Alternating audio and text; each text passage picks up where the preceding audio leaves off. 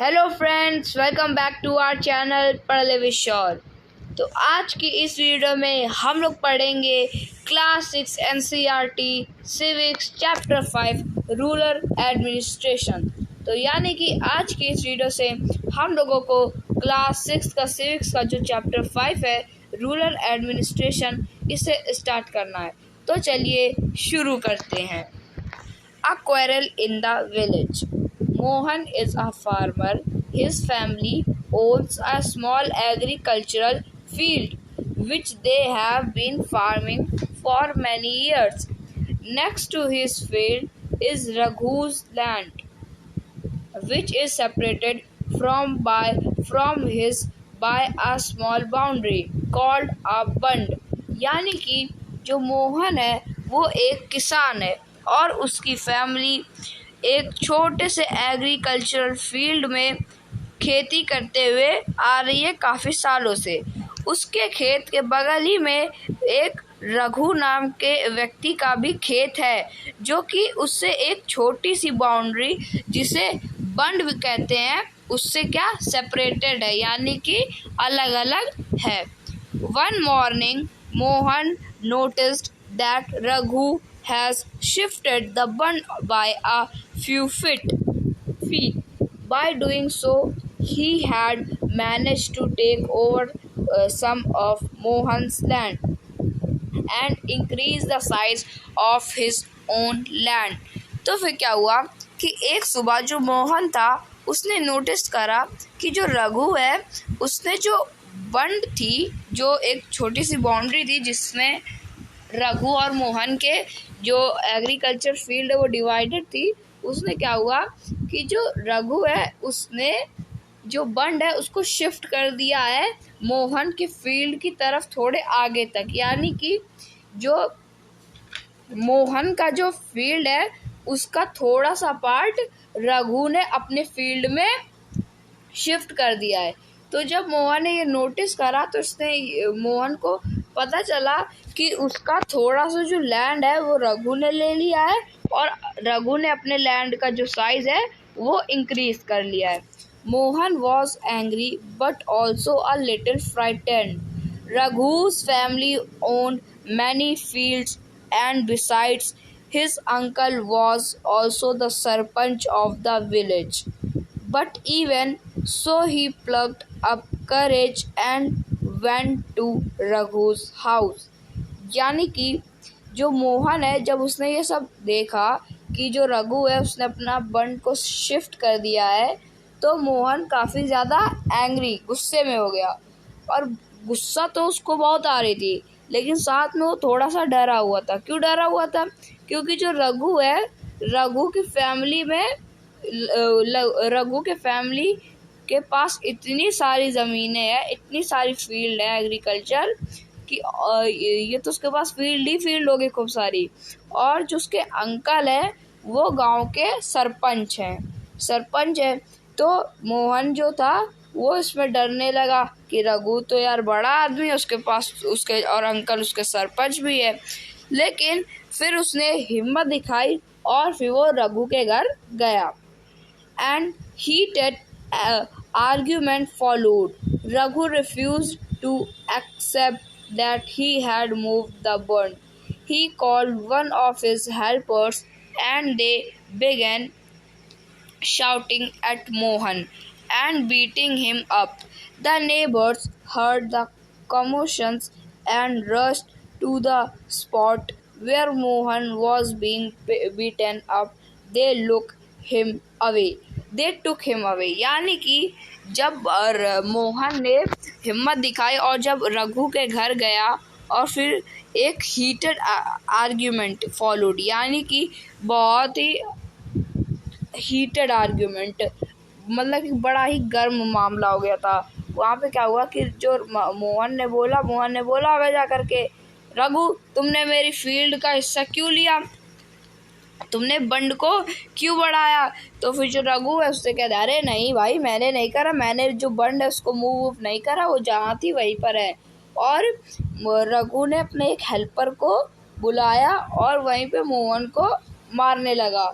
जब मोहन को मार रहे थे तो मोहन चिल्ला रहा था, तो जितने भी अड़ोस पड़ोस के जितने भी आंटी अंकल लड़के वड़के जो भी थे लोग, वो सब आए, देखा ये सब लड़ाई झगड़ा।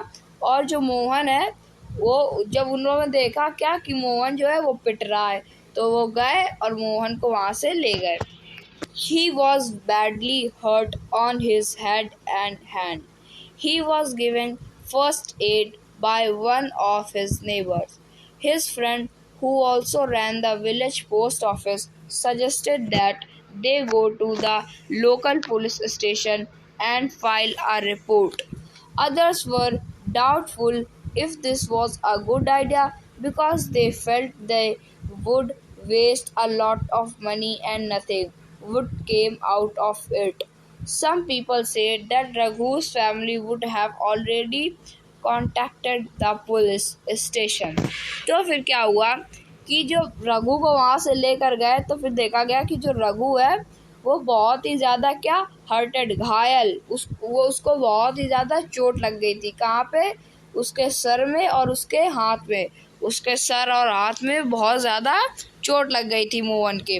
और उसको उसका एक पड़ोसी था मोहन का, उसने जो मोहन है उसको फर्स्ट एड करा, उसके दवाई लगा दी थोड़ी, ताकि जो खून वून बह रहा हो सब बंद हो जाए, दर्द हो रहा हो सब कम हो जाए। और उसके जो दोस्त थे मोहन के, वो विलेज पोस्ट ऑफिस में गए और वहाँ पे उन्होंने सोचा, वहाँ पे जल्दी से भाग कर गए और सोच रहे होंगे कि किसी पुलिस स्टेशन को क्या कंप्लेन करे। और कुछ लोग और कह रहे थे कि उन्हें लोकल पुलिस स्टेशन जाना चाहिए क्योंकि और एक रिपोर्ट को फाइल करना चाहिए। और कुछ लोग थे जो कि सजेशन दे रहे थे कि वो सब डाउटफुल थे कि ये गुड आइडिया है या नहीं, क्योंकि जो ये आइडिया है पुलिस पे जाना फिर केस वेस करना, इसमें कुछ नहीं होगा, बस बहुत सारी जो मनी है वो केम आउट ऑफ इट, यानी कि लॉस ऑफ मनी, यानी बहुत सारे पैसे इसमें बर्बाद होंगे। कुछ लोग थे जो कि कह रहे थे कि जो रघु की फैमिली है उसने पहले ही से जो पुलिस स्टेशन है उसमें कांटेक्ट कर दिया है। After much discussion, it was decided that Mohan would go to the police station along with some of the neighbors who had seen the incident. इतना देर तक सब बातचीत हुई कि जाना चाहिए कि नहीं जाना चाहिए। फिर आखिरी में बहुत सारे डिसीजन के बाद एक डिसीजन को डिसाइड करा गया कि मोहन पुलिस स्टेशन जाएगा अपने नेबर्स के साथ, जिन नेबर्स ने ये इंसिडेंट, ये लड़ाई झगड़ा देखा है। तो यहाँ तक तो क्या एक क्वेरल, एक लड़ाई जो थी वो कहाँ तक, जो गांव में कैसी लड़ाई होती है फिर क्या क्या होता है वो सब इस पैराग्राफ में था। अब जानना है कि जब ये लोग मोहन लोग पुलिस जाते हैं तो वहाँ पर क्या होता है, area of the police station, यानी कि अब हम लोग जानेंगे कि पुलिस स्टेशन में पुलिस है वो वर्क कैसे करती है। On the way to the police station one of the neighbours asked why don't we spend some more money and go to the main police station in the town. तभी जब वो लोग जा रहे थे मोहन जा रहे थे नेबर्स के साथ, अपने पड़ोसियों के साथ, तभी उनमें से एक आदमी ने पूछा कि ऐसा क्यों नहीं है, क्या थोड़ी सी और मनी, थोड़े से और पैसे को खर्च करा जाए और लोकल पुलिस स्टेशन की बजाय डायरेक्ट मेन पुलिस स्टेशन चला जाए, वो भी टाउन के। It is not a question of money, we can register the case only in this police station because our village come its area of work, explained Mohan. तभी मोहन कहता है कि ये कोई क्वेश्चन नहीं है कि पैसे खर्च करने का, कि नहीं कि हम लोग थोड़े से और पैसे खर्च करके मेन पुलिस स्टेशन में चले जाएं, ये कोई क्वेश्चन नहीं है इसमें पैसे का। हम लोग यहाँ पर अपनी जो रिपोर्ट है उसे इसलिए फाइल करा रहा है क्योंकि ये जो पुलिस स्टेशन है ये हमारे गांव का ये एरिया ऑफ वर्क में आता है, यानी कि यहाँ पे जितने भी लड़ाई झगड़े, जितने भी गैर कानूनी काम होंगे जो कि पुलिस की जिसमें रिपोर्ट लिखनी चाहिए, वो सब क्या वो इसी पुलिस स्टेशन में होगा इस गांव का। तो ये मोहन ने उस आदमी को बताया जिसने बोला कि मेन पुलिस स्टेशन हम लोग को जाना चाहिए। Every police station has an area that comes under its control. All person in that area can report cases or inform the police about any theft, accident, injury, fight, etc.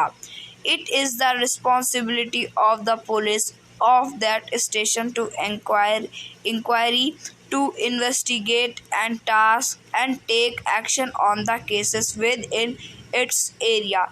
तो यहाँ पे क्या होता है कि जितने भी पुलिस स्टेशन होती हैं, एवरी पुलिस स्टेशन उनका क्या कुछ एरिया आता है अंडर में। ये अब इधर अंडर एरिया, अब इधर आपको एक समझने की बात क्या है कि अंडर एरिया इस पुलिस स्टेशन के अंडर ये वाला गांव आता है, ये वाला नहीं आता। इसका मतलब क्या है आप समझिए। अब आप रहते हो एक गांव है जिसका नाम है कुछ भी नाम, जैसे कि हरदास गांव, हरदास नाम है एक गांव का, और एक और गांव है कौन सा, एक हरदास गांव हो गया और एक विजय गांव हो गया। तो हरदास और विजय ये दो गांव हो गए, ठीक है। ये दो गांव का एक मेन पुलिस स्टेशन होगा, यानी कि एक पुलिस स्टेशन बना दिया जाएगा इन दोनों गांव के बीच में, और कहा जाएगा जो कुछ भी थेफ्ट यानी कि चोरी होगी, एक्सीडेंट, इंजरी, फाइट, लड़ाई झगड़ा कुछ भी होगा, कोई भी कंप्लेंट लिखवानी हो, ये हरदास और विजय गांव के लोगों को वो कौन से पुलिस स्टेशन में जाएंगे, इस वाले पुलिस स्टेशन में जाएंगे। क्यों? क्योंकि ये वाले पुलिस स्टेशन के अंदर ये दोनों गांव का एरिया आता है। तो ये मतलब हुआ कंट्रोल में, इसके अंडर कंट्रोल आने का, ठीक है। All person that are area can report cases or inform the police about any theft, accident, injury। यानी कि यही जो गांव के लोग हैं जो कि इस पुलिस स्टेशन के अंडर आते हैं वो सब यहाँ पे कोई भी रिपोर्ट को फाइल करा सकते हैं, जैसे कि थेफ्ट यानी चोरी की रिपोर्ट, एक्सीडेंट की रिपोर्ट, इंजरी की, फाइट की, ऐसी कोई भी रिपोर्ट हो, लड़ाई झगड़ा, दंगे फसाद कुछ भी हो, ये सब यहाँ पे क्या ये जो जिनके अंडर आता होगा, जिस पुलिस स्टेशन के अंदर उनका गांव आता होगा, उस पुलिस स्टेशन में जाकर के ये लोग ये जो रिपोर्ट है इसे फाइल करा सकते हैं। और it is the responsibility of the police of the station to inquire to investigate and take action on the case within its area। और ये जो अब आप सोच रहे होगे कि हम क्यों बता दें कि अब आपने वो सोचा कि चलो हम पुलिस को ये रिपोर्ट बना देते हैं, मतलब कि केस फाइल करा देते हैं। तो फिर पुलिस हमारे पीछे क्यों आएगी कि वो हमारी मदद करे और जो जिसने जुर्म करा है उसको सजा दे। ये इसलिए क्योंकि जो पुलिस है इसकी ये रिस्पॉन्सिबिलिटी है कि ये जो भी गांव उस पुलिस स्टेशन के अंडर में आता है उसमें क्या जो भी चीज़ें हैं उसकी क्या इंक्वायरी करे कि वहाँ पे क्या क्या हुआ, इन्वेस्टिगेट करे, और जो भी सुइटेबल एक्शन यानी कि इस चीज़ के लिए ये पर्टिकुलर एक्शन, यानी कि किसी ने जैसे चोरी करी है तो उसको जैसे कि ऐसे ही एग्जाम्पल के लिए 2 साल के लिए जेल में डालना है, तो क्या वो पुलिस स्टेशन वाला जो हो गया वो पुलिस 2 साल के लिए उसको जेल में डाल देगी, यानी सूटेबल एक्शन लेगी उसके ऊपर जो भी उसके अंदर में एरिया आता होगा।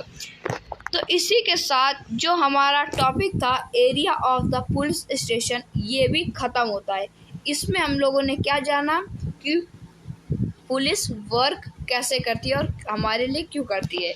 तो आज के इस वीडियो में हम लोगों ने जाना क्या क्या है, एक बार इसका ओवरव्यू देख लेते हैं। आज हम लोगों ने इस वीडियो में हमारा जो नया चैप्टर है 5th चैप्टर उसे हम लोगों ने स्टार्ट करा है, जो कि है रूरल एडमिनिस्ट्रेशन। इस चैप्टर में क्या है, रूरल मतलब कि गांव का क्षेत्र, और एडमिनिस्ट्रेशन यानी कि जो गांव में जो चीज़ें होती है वो कैसी होती हैं। तो इसमें पहले हम लोगों ने क्या, एक गांव में एक लड़ाई हुई, किसके बीच में, मोहन और रघु के बीच में, वो सब हम लोगों ने जानी। फिर उसके बाद हम लोगों ने क्या पढ़ा कि पुलिस स्टेशन में वर्क कैसे होता है। अब हम लोग जानेंगे the work at the police station. तो ये हम लोग पढ़ेंगे नेक्स्ट वीडियो में। आज की इस वीडियो में इतना ही, मिलेंगे नेक्स्ट वीडियो में, तब तक के लिए थैंक यू वेरी मच।